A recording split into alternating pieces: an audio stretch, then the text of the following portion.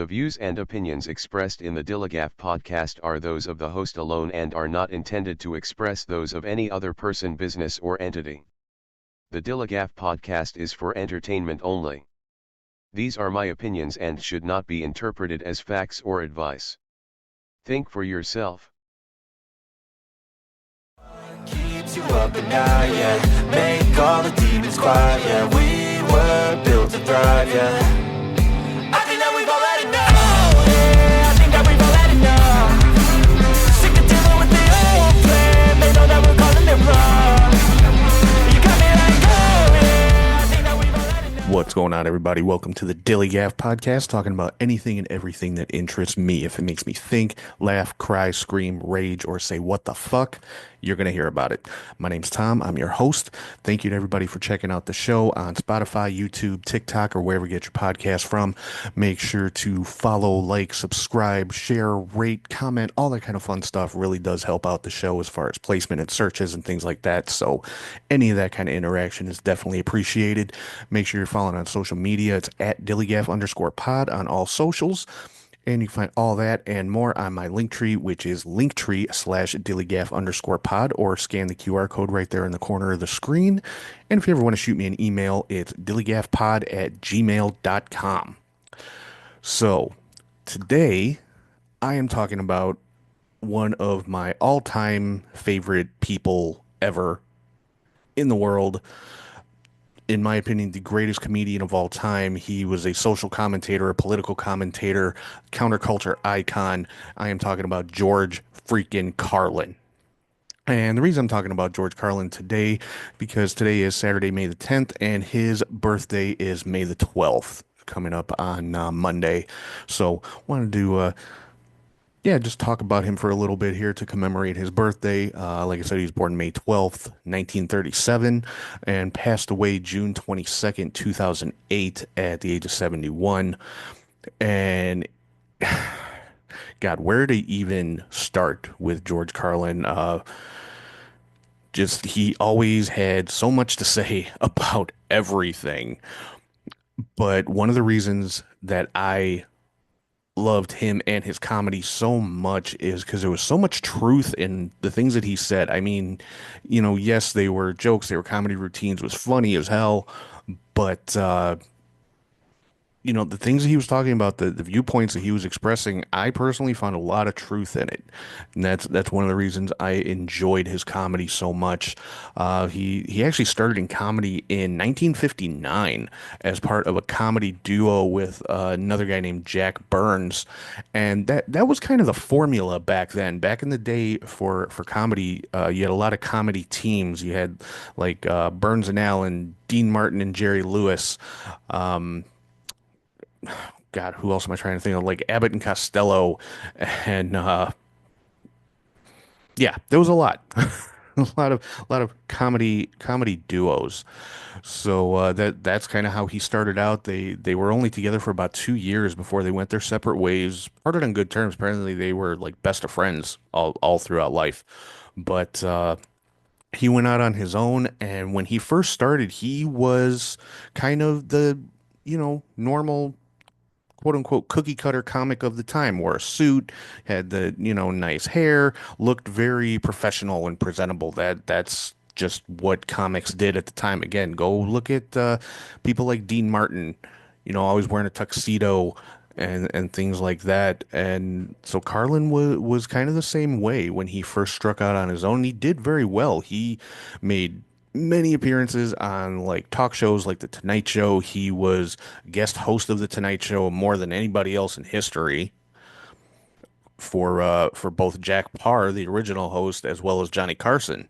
I think he guest hosted The Tonight Show something like 108 times or something like that. It was well over 100 times. I didn't even know that until I was doing a little bit of research for this show. So I think that's pretty cool. I got to see if I can look some of those up, because I would really like to see some of those. But he, like I was saying, he was, a very conventional comic at the time, and he had a lot of success. By all accounts, he, I believe they said in the late late 60s, his yearly income was well over $250,000 a year. And at that time, that was a lot of money. I mean, it's still a lot of money, but back then it was a lot of money. So he did very well for himself. Then around 1970, he kind of changed up his routine. He changed his look, grew his hair a little bit longer, grew the beard, started dressing a lot more casual, jeans, t-shirts, stuff like that on stage, and his changing his content as well, getting more political, talking about the state of the world and society and things like that. And his income took a pretty big hit because of it, but he stuck with it and eventually, like I said, my opinion, became the greatest comedian of all time. Like I said, my opinion. I think he was the greatest of all time. He had he started doing his HBO specials in 1976 and he ended up doing 14 of those. The last one was released in March of 2008, just a couple months before he passed away. And every one of those shows, and you can find them streaming pretty much anywhere. I know I see them or I watch them pretty regularly on Tubi, which is a free streaming service. Go on there. They have all 14 of his comedy specials plus some compilation stuff. If you don't know about George Carlin, you've never seen his stand-up routines or anything like that, I highly recommend go check him out. I mean, unless you're a conservative Republican, then you're probably not going to like a lot of what he has to say. But sorry, I had to throw that in there.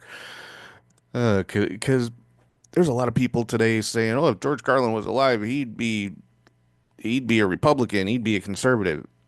You've never listened to anything that man ever said, did you? Because yeah, just no. Okay, I'll leave it at that. But you can see from watching his HBO specials how he evolved. His first one, like I said, was in 1976, and you can tell that his uh what am I trying to say? His style was relatively new still. He was still working on it, working the kinks out of it, and getting to where he wanted to be. And you can see him evolve as those specials go on. Like I said, there's 14 of them between 1976 and 2008. They're only about an hour long each. Sit down and watch them all, back to back to back to back. Watch all of them. They're absolutely amazing.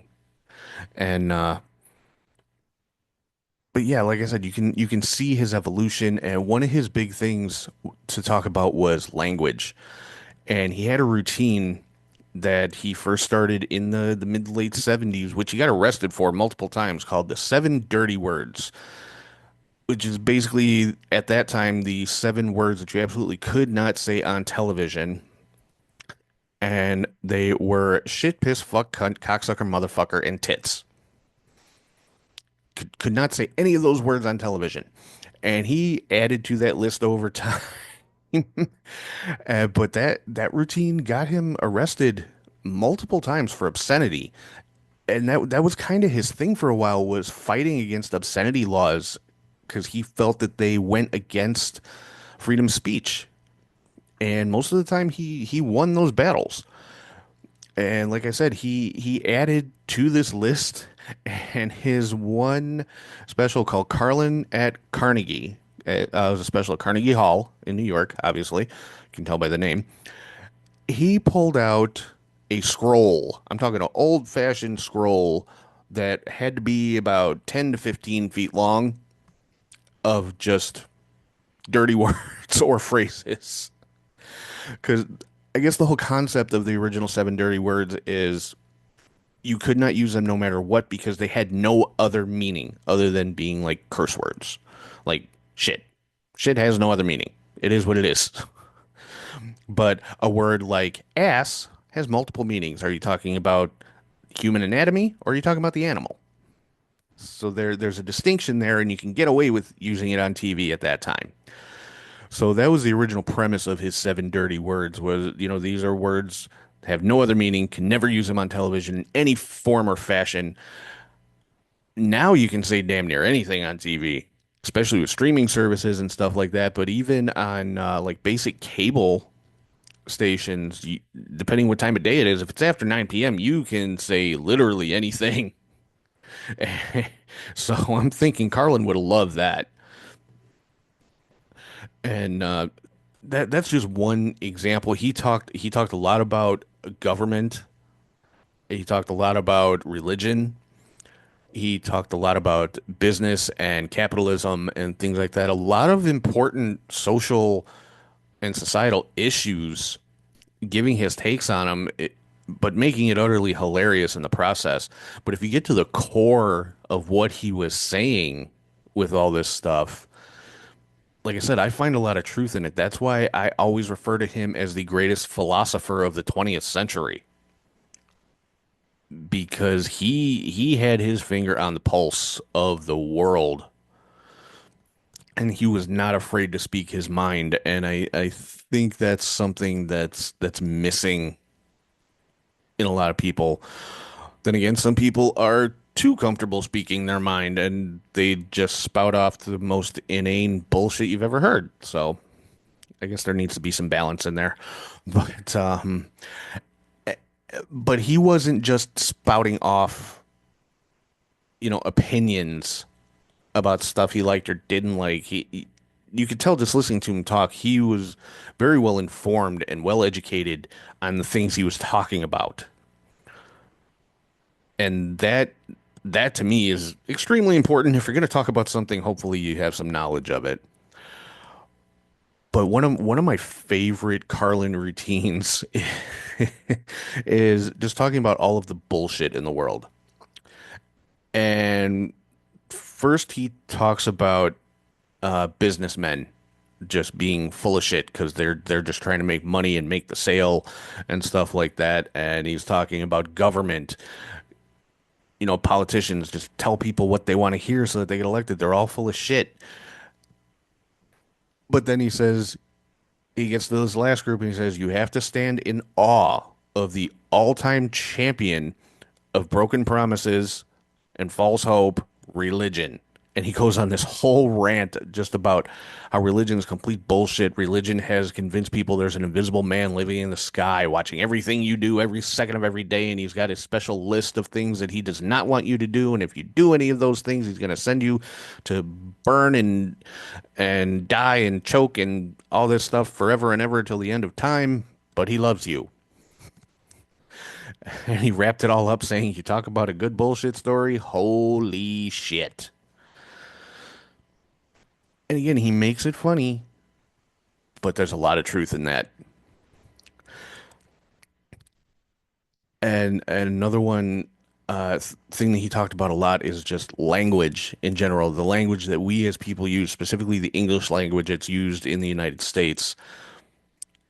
Because a lot of times it's ridiculous. And one of his rants about that was airports and the safety lecture that you get on the airplane.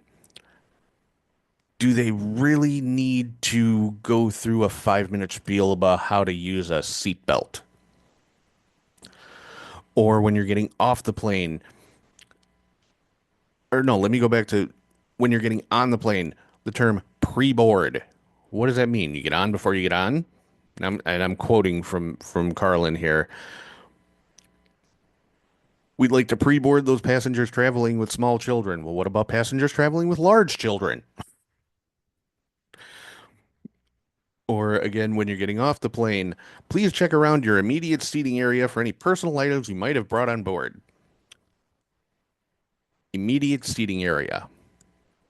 Seat. It's a fucking seat. Check around your seat. For any personal belongings, what the hell other kind of belongings are there besides personal? Public belongings? Do they think I'm traveling in the fountain I stole from the park? Again, I'm quoting Carlin here. This is not my original material. All credit to George Carlin. You might have brought on board. Well, I might have brought my Arrowhead collection. I didn't, so I'm not going to look for it. I'm going to look for things I brought on board. Would seem to increase the likelihood of me finding something. Then they tell you, please continue to, this is back when you were allowed to smoke on planes, please continue to observe the no smoking sign until you're well inside the terminal. It's physically impossible to see the no smoking sign even if you're standing just outside the door of the airplane, let alone when you're well inside the terminal.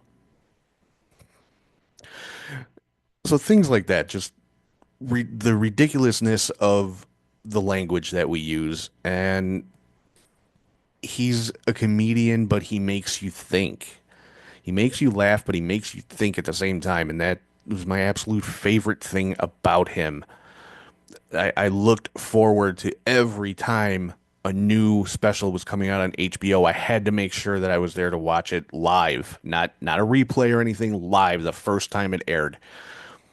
And I was pretty much all of them. I mean, I discovered George Carlin in, I want to say it was 1986 with his, and I was like 9 years old. I should not have been watching George Carlin at the time, but it was the 80s. So, but yeah, I think it was like 1986. The special he put out that year was called Playing with Your Head. Had a little skit at the beginning that was supposed to be like an old-fashioned neo-noir detective type thing. It was actually pretty cool. But that after seeing that one, I was hooked. I mean, as a 9 year old, I just thought it was funny because he said a lot of curse words. And as I grew and continued watching these things and paying attention and knowing what he was talking about, it became very clear to me like this guy's, he's informed, he's educated, he's yes, he's being funny, but he's also spitting a lot of truth, a whole lot of truth. That's something that's a continuing theme with this episode. I'm going to say a lot about that. But I mean, religion, politics, language, rights, society in general. One routine he had talked about women's rights, something very relevant today. Talking about, and this again was at a time when abortion was a big thing. But basically saying when all these politicians and religious leaders have their first periods and first labor pains and raise a child on welfare and this and that, then I'd be happy to hear what they have to say about abortion. But until then, shut the fuck up, was the basic gist of what he said. I wholeheartedly agree with that sentiment. And but besides just the stand-up comedy specials on HBO. Another, he did appear in quite a few movies. Had his own TV show for a while called The George Carlin Show, which I loved. It was on Fox, and it was just one of those little Fox half-hour sitcoms like Married with Children or any of the other ones that they had back at that particular time. I thought it was great. It only lasted for one season, which I found disappointing. It's like 27 episodes, and I can't find it streaming anywhere. Fox, get on the ball. But besides that, he was in the Bill and Ted movies. He played Rufus, their kind of their mentor.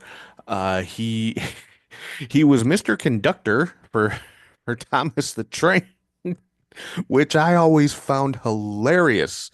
He took over for Ringo Starr in that role. But yeah, he was the narrator for I think it was Shining Time Station, and then Thomas and Friends, he played Mr. Conductor.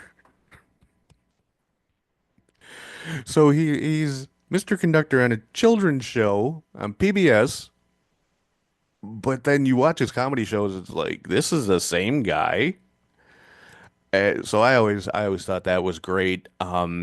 He was in the movie Dogma. He played Cardinal Glick, I think his name was. He was the one who introduced the Buddy Christ in Dogma. If you have not seen Dogma, watch it. It's coming back out on streaming this year. Kevin Smith, the director, Jay and Silent Bob, he's Silent Bob, finally got the rights back to it, so he is re-releasing it. He's been touring it in theaters. It's going to be streaming somewhere, so watch Dogma if you have not seen it. But yes, he played played a Roman Catholic cardinal in Dogma, and if you watch any of his comedy specials, you know why that is fucking hilarious in and of itself. And then he was in the Pixar movie Cars. He was Fillmore, the hippie VW bus, which is completely appropriate for George Carlin. So he definitely branched out from just comedy, and he had small roles in other movies. He was in a few Kevin Smith movies. I only mentioned Dogma because that's my favorite one, but he was also in Jay and Silent Bob Strike Back. He was in Jersey Girl, which I don't think anybody actually saw, but he was in it. and he had minor roles in other movies and stuff, but he at his core he was always a comedian. He put out 20 albums in his lifetime, 20 original full-length albums. That's not even counting compilations and special editions and stuff like that. Just straight 20 albums. That to me is impressive. He also wrote 6 books, all of which were like bestsellers. And yeah, he could just do pretty much anything. I mean, he won Grammys. I think his comedy specials won Emmys. So George Carlin's a freaking goat. I don't care what anybody says. And there are other great comedians out there. I'm not disparaging anybody else like Eddie Murphy or Richard Pryor or anybody. But to me, nobody beats Carlin. He's just the greatest of all time. So, I mean, to the point where on my personal Instagram, I actually started a little thing that I called Carlin Wisdom, and it would just be me, uh, recording a reel, just quoting something from his comedy, or paraphrasing something from his comedy. Something. Another thing I loved, he had a whole routine about names, specifically boys' names or men's names, whatever. Just talking about some of the weird, goofy, made-up names that people name their children. Like where did these come from? These are not real names, was kind of his take on it. It started with saying he was just really sick of guys named Todd, and it just kind of went from there. And he went through this whole list of what he called soft names, and it ended with, I will bet you anything that 10 times out of 10, Nikki, Vinny, and Tony will beat the shit out of Todd, Kyle, and Tucker. I would tend to agree.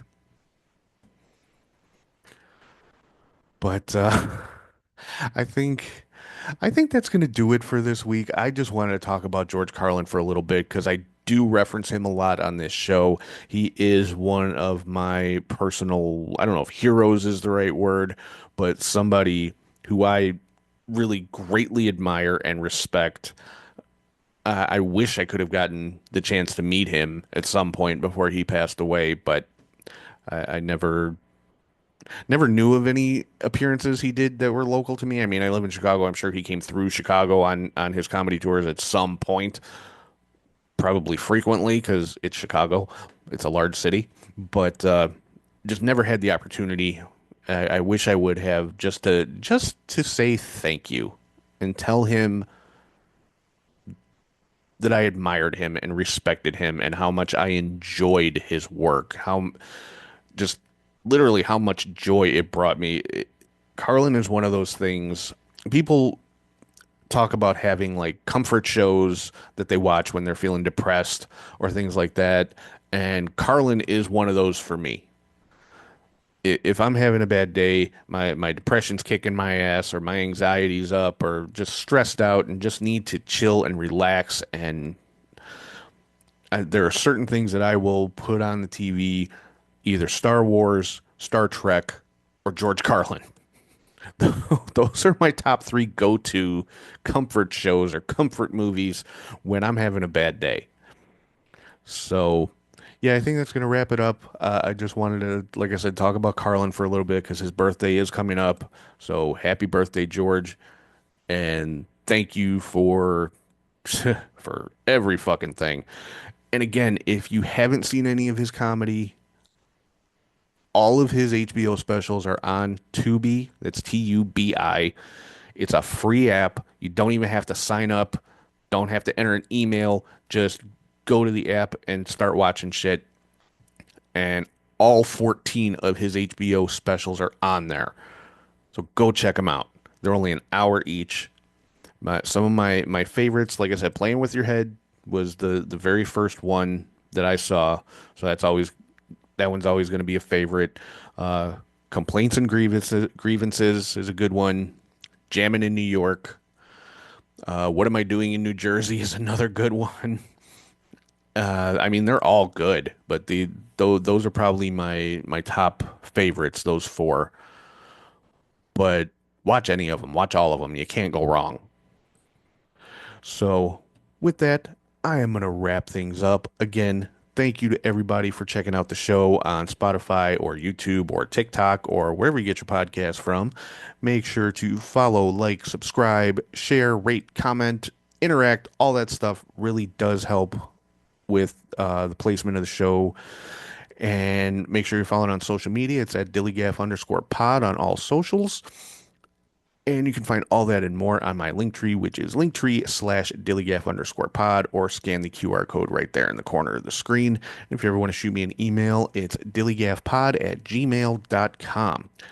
So with that, hope everybody has a great weekend. And if anyone has any issues with anything that I have said here today, ask yourself one question. Do I look like I give a fuck?